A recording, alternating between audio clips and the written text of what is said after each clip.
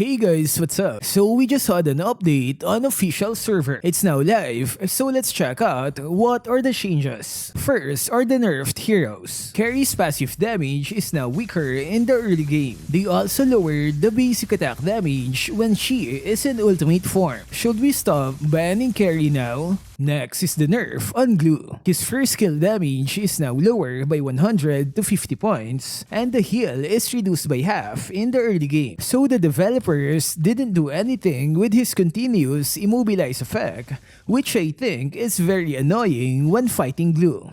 Is this enough to remove him from the ban section?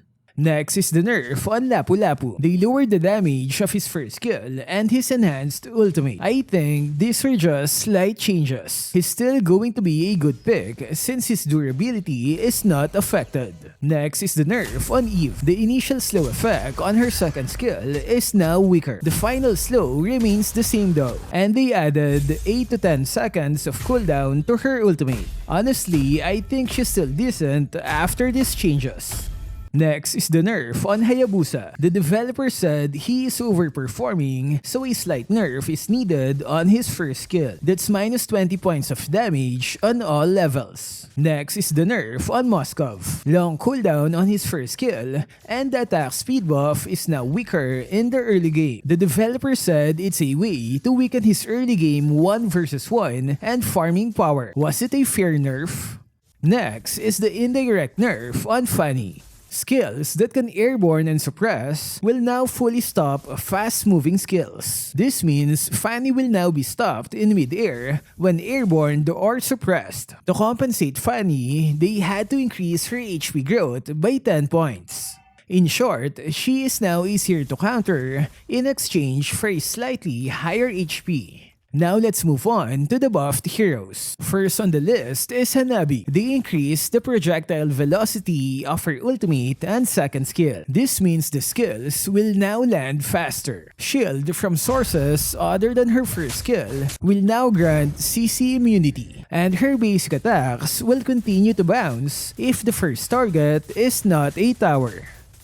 Next is the buff on Esmeralda. They increase the base and scaling damage of her second skill. The cooldown reduction when hitting a hero is also increased from 1.3 to 1.5 seconds. It means her combos are easier to spam and will also deal more damage. Next is the buff on Yin. He will now gain 8% spell vamp if there are no allied heroes nearby. The developer said it's a way to make him valuable in the experience lane. Next is the buff on Natan. They made changes to his passive stats to increase his early game damage and late game sustain. Ultimate now has a slightly shorter cooldown of 4 to 8 seconds. Next is the buff on Julian. Higher damage on his passive and enhanced skill 1 and 2. Will he become popular again after this update? Next is the buff on Cyclops. They lowered the mana cost of his second skill. Ultimate is also buffed with a plus 50 to 80 points of base damage. Next is the buff on Paquito. He now gains more shield from his first skill. The enhanced damage of his second skill is also increased. The developer said he is underperforming, so a slight buff is needed. Next is the buff on Edith. Her passive damage is now based on the enemy's maximum HP, and it now deals more against minions. The shield when using her ultimate is now based on her maximum HP, and they also increase the attack speed and lifesteal boost during her ultimate state. Are we going to see more Edith on experience lane? Next are the in-game changes. Knockbacks will now have a mini stun effect, and they will be considered as crowd control skills. Skill indicators were updated to match the actual skills. Don't be alarmed if you find some indicators different from what you remember. This just means they are now more accurate.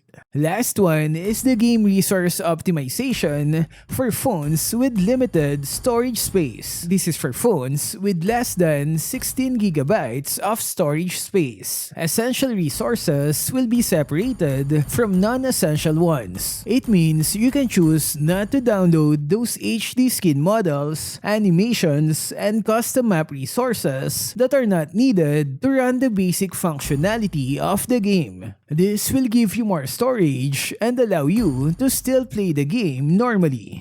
So what can you say about the update? Do you agree with the nerfs? Share your thoughts in the comment section. That's all for this video. Stay safe and thank you for watching.